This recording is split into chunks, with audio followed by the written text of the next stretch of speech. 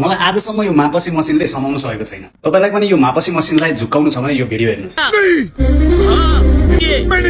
आउनुहोस् पहिला यो फुल भिडियो हेर अनि यसको कमेन्ट पढ्ने। तपाईले जुन मादक पदार्थ सेवन गर्नुहुन्छ त्यसलाई भन्छौँ हामी इथाइल अल्कोहल C2H5OH।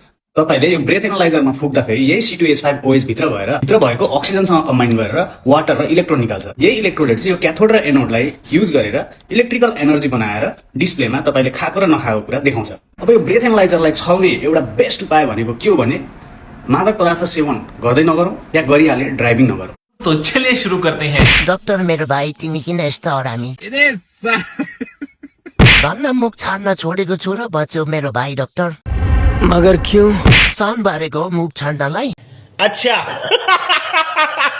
बुढालाई सिकाउनु पर्ला भनेको त। कस्तो यार अब सजिलो हुने भयो भनेर लास्टसम्म हेरेको त। क्यों हिला डाला ना? मलाई नि समाउन सकेको छैन किनकि म आपसे नै गर्दिन।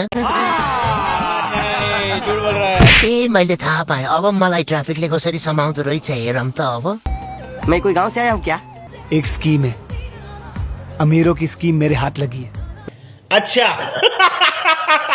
आज चाहिँ एउटा कुरा राम्रो सिक्न पाइयो भन्ने भएको थियो। अभी मैं गाली नहीं दे सकता। नहीं गाली नहीं देना। म फेरि ट्राई गर्नु पर्ला भनेर सोचिरहेको थिएँ कुनै बेला। ए रहा नहीं जाता।